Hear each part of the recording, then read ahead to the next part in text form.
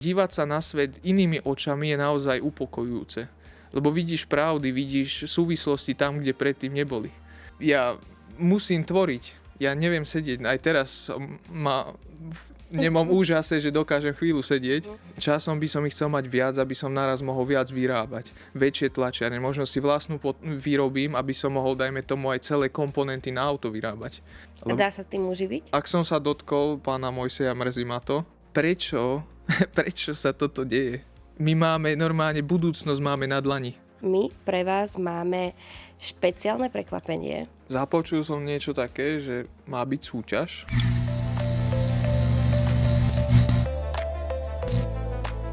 Ahojte priatelia, vítajte znovu pri našej aftershow. Tentoraz budeme vyspovedávať účastníkov z vašej, dúfam, že najobľúbenejšej show, aká kedy bola na Jojke, z Mama ožeňma. Prvého tu máme Tomáša. Tomáš, vítaj. Teba diváci mohli vlastne vidieť hneď v prvej epizóde. Aký máš z toho pocit? Tak ja som určite vďačný za to, že som takú možnosť dostal. Už dostávaš aj nejaké reakcie? Dostávam reakcie a musím povedať, že som milo prekvapený, lebo ľudia na moje pomery väčšinou mi len škodili celý život ľudia, ale teraz ma dosť prekvapilo, že sú veľmi milí ku mne. To je akože aj celkom zaujímavé, pretože väčšinou vieš, ako to býva ľudia na internete, ty nájdu každú jednu chybu, ale ty teda dostávaš veľkú podporu, čo vidíme aj v komentároch. Ďakujeme vám. Ďakujem. Prečo si sa prihlásil do show Mama ožeňma? Tak asi úplne, možno to bude prekvapivé, ale ja som mal dosť, ako by som povedal, problémy v rodine. Sestra sa súdila so Sharon Core. Sharon Core je nejaká celebrita? No, asi hej. Ako ja ju osobne nepoznám, ani som o nej nepočul, ale že vraj mali skupinu dáku írsku. Aha. Tvoja sestra žije v zahraničí? Moja sestra žije teraz v Madride, preto mi aj záhada, že sa ocitla ona tiež v Madride, tá Sharon. Lebo ona je Írka a v Anglicku bývala. Dačo som si o nej čítal, ale nedáva mi zmysel, prečo práve Madrid.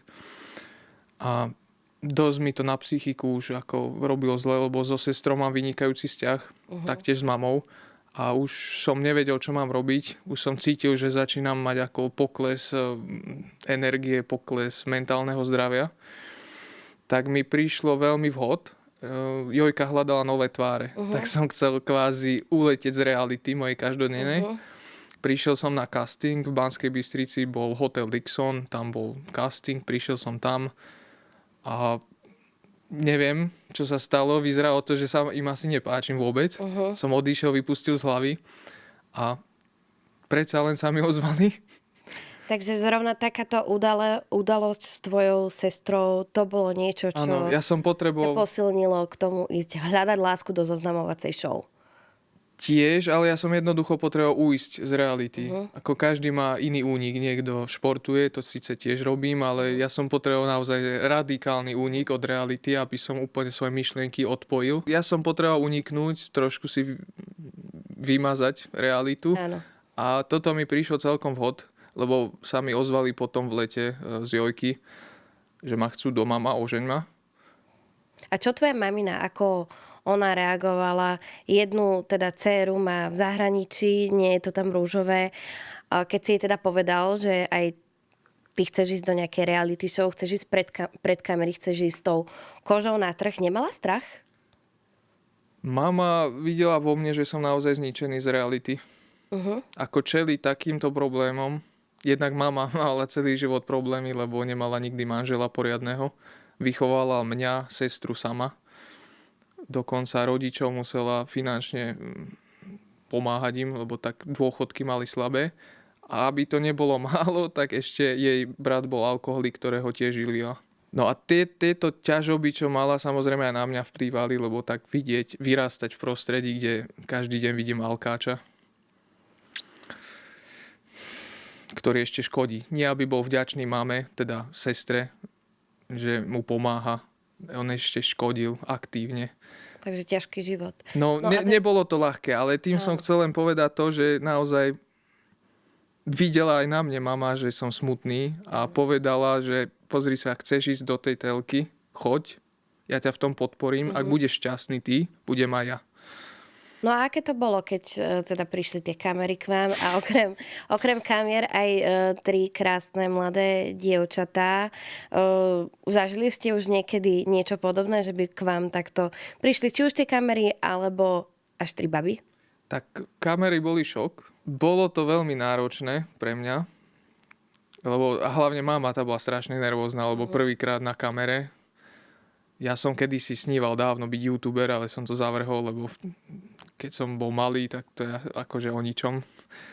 Každý, ako napríklad tí, čo sú teraz youtuberi, tak sa mi to páčilo. Som aj skúšal, no lenže keď má človek 12 rokov, tak nebude youtuber.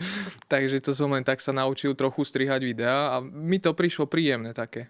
Takže ja som bol rád, keď prišli normálne celý štáb, bolo tam nás asi 11 alebo koľko ich tam bolo, ma kamerovali, mne sa to páčilo. Bol som nervózny, lebo však niečo nové, ale užíval som si to. Hlavne som unikol od tej reality, ktorej som chcel uniknúť. Mama bola nervózna, ale časom tiež si dáko sa prispôsobila. No a keď teda tie dievčatá prišli k vám domov, aké ste z nich mali dojmy aj spolu s maminou? Tak prvý dojem bol super, boli naozaj krásne. Druhý dojem bol už sklamanie. Sestru začali policajti prenasledovať, sledovať ju, odpočúvať jej telefón. 5 rokov žije v Španielsku, právnička, červený diplom. Slovensko ju sklamalo. Ako keby veľmi chcem si, neviem predstaviť, ako by ona mohla byť nebezpečná. Chce v tom Španielsku aj potom to všetko ostať? Mrzí ma, že vidia umelcov ako, neviem, parazitov, alebo je to veľmi nepríjemný názor, čo je tu na Slovensku. Dievčatá asi očakávali niečo iné. Toto ma dosť veľmi zarmútilo. Tak jednoducho tie finančné inekcie nemajú skadiaľ prísť. Vnímaš to tak, že tie vlasy sú tvoja taká koruna krásy? Čakali naozaj, že idú k Tonymu Starkovi, Ironmanovi, čo tam mal naozaj na brale, tam more mal. Máš pocit, že si prijatý spoločnosťou?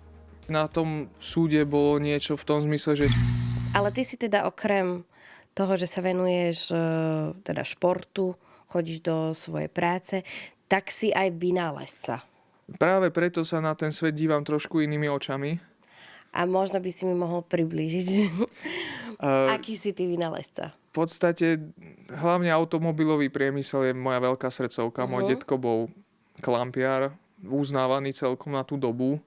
A on tiež sa díval na ten svet skoro ako mojimi očami. Teda ja sa dívam jeho očami. On videl, kde je problém a snažil sa ho vylepšiť. Vtedy to nebolo také zaužívané, lebo bol ako ten režim dáky. Mal tiež ťažký život, lebo v tom režime podnikať to není len tak. Teraz je podľa mňa vynikajúca doba. Ako veľa ľudí sa sťažuje, ale mne sa páči táto doba, keď myslím vojny a politiku a smeti. V čom sa ti páči? Mne sa páči, že máme neobmedzené možnosti. Môžeme byť čím chceme, kde chceme. A dobre, peniaze sú vždy problém. Ale máme tu možnosť, ako keď sa chceme vzdelávať, môžeme sa. Každý má doma v telefóne alebo v počítači viac menej nekonečnú knižnicu. Kedysi ľudia museli ísť do knižnice a nájsť si knihu. Teraz máme všetko. Buď zadarmo, alebo si kúpime. Ale máme to na pár klikov od nás. Tie vedomosti môžeme nasávať každý deň. A ja som sa rozhodol ísť tou cestou, že ja sa vzdelávam, lebo ma to baví. Mne sa páči vzdelávať sa v fyzike, chémii, biológii, astrofyzika. Ja neviem, tie vedy, to je niečo krásne ovládať. Lebo už sa nedívaš na ten svet ako ostatní. Už tam vidíš niečo iné. A dívať sa na svet inými očami je naozaj upokojujúce. Lebo vidíš pravdy, vidíš súvislosti tam, kde predtým neboli. A venujem sa 3D tlači, teraz hlavne, lebo konečne môžem moje myšlienky dať do reality. A to je pre mňa najlepšie, čo sa mohlo mi kedy stať. Lebo ja mám strašne veľa nápadov, ja mám plný počítač, ja už musím mať, ja mám 5 diskov, každý má terabajt, jeden má 2 terabajty. Čiže mám veľa terabajtov plných, všetkého možného, lebo ja musím tvoriť. Ja neviem sedieť. Aj teraz nemám úžase, že dokážem chvíľu sedieť. Lebo ja keď sedím a ja neviem pol hodinu, tak už musím ísť robiť niečo. Ja neviem sedieť. Ja mám... Prepáč. Koľko máš rokov? 25. 25. Iba trošku nadviažem, teda vieme, ako teraz funguješ. Kde sa napríklad vidíš o takých 10 rokov? Ideálne by som sa videl, viac menej stačí robiť, čo robím, ale potom vo väčšom. Vo väčšom, tak 3D teraz mám jednu 3D tlačareň. Časom by som ich chcel mať viac, aby som naraz mohol viac vyrábať. Väčšie tlačiarne. Možno si vlastnú vyrobím, aby som mohol, dajme tomu, aj celé komponenty na auto vyrábať. A dá sa tým uživiť? Tak tie peniaze... Alebo dobre zarobiť? Tie peniaze sú pre mňa dosť sekundárne, lebo ja mám iné hodnoty v živote. V prvom rade tá práca ma musí baviť. Musím mať v to vieru, že robím niečo dobré a pomôžem ľuďom. A tie peniaze, dobre, musím niečo jesť, musím niekde bývať, ale pre mňa ako peniaze to je len niečo, čo mi zabezpečí základné potreby. Že sa najem, mám sa kde vyspať, mám kde bývať. To si pre mňa, ale ja nepotrebujem kvázi peniaze. Áno, lenže teraz na to možno, pozeráš ešte trošku inak, lebo predsa len postarať sa o tú partnerku, ženu, rodinu.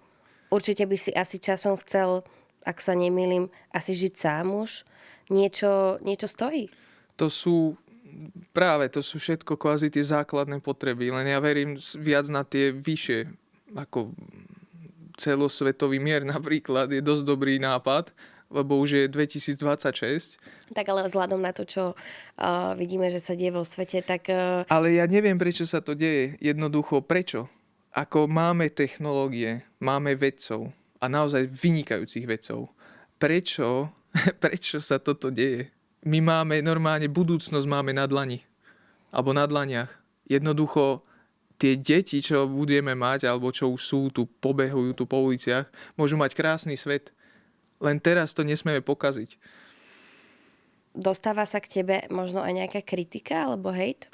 Tak ja som dosť taký na čísla sem tam a ak som si to tak pozeral a asi 15-20% je hejt a zvyšok je relatívne pozitívny, tak mňa to úprimne teší, že som vzbudil v divákoch asi empatiu a sympatiu. Ja som rád, lebo na to, že som zelenáč, nikdy som nebol v telke, je to ako príjemné pre mňa vidieť, že niekoho teším. Ale keď napríklad príde tá kritika na niekoho tvojho blízkeho, napríklad na maminu, tak už to také je, že seba ešte tak zahodíš to za hlavu, ale čo v tomto prípade? To už sa ma dosť dotýka, keďže rodina sa nám otočila chrbtom vďaka sestre. Ja to ako nezazlievam. Ja skôr zazlievam rodinu, že keďže nás pozná celý život, tak je dosť hnusné od nich, že sa nám otočili chrbtom kvôli tomuto. A ešte hnusnejšie je to, že vôbec im prišla myšlienka, že by to nebodaj moja sestra naozaj spravila. To je fakt ako podraz. To znamená, že jediná rodina, ktorú mám, je mama a sestra. A naozaj sa ma dotýka, lebo vravel som, že mama mala dosť ťažký život bez manžela, živila nás, mňa, sestru. Rodičia jej, môj detko, babka, dôchodok bol slabý, takže aj nich živá. A ešte aj chorého brata, lebo alkoholizmus to bola naozaj ako už kritický choroba. Na to aj potom zomrel. Čiže živila naozaj veľa ľudí a bol na ňu spoľah.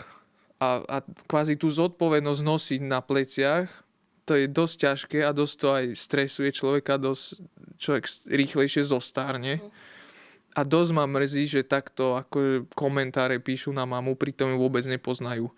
Tak ak by som mohol teda poprosiť, ak by niekto lepšie uhral rolu ako moja mama, lepšie, a vyzeral by ako supermodelka,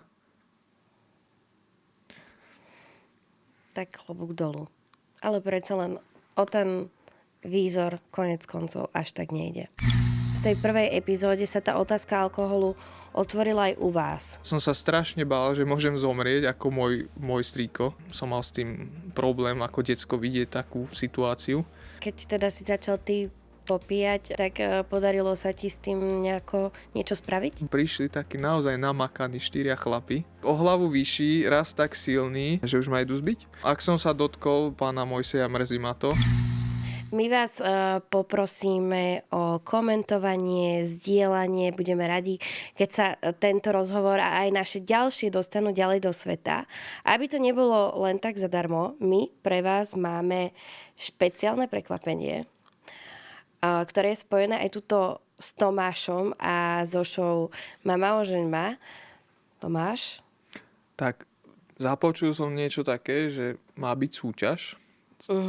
A neviem, aké sú ceny od Jojky, ale odo mňa bude takáto knížočka. Ktorú Tomáš sám vyrobil. Tá je priamo z domu, z mojej dielne, Made in Slovakia. Neviem, či to bude vidno. Od firmy TKM, ktorá zatiaľ nie je, ale jedného dňa možno. Áno.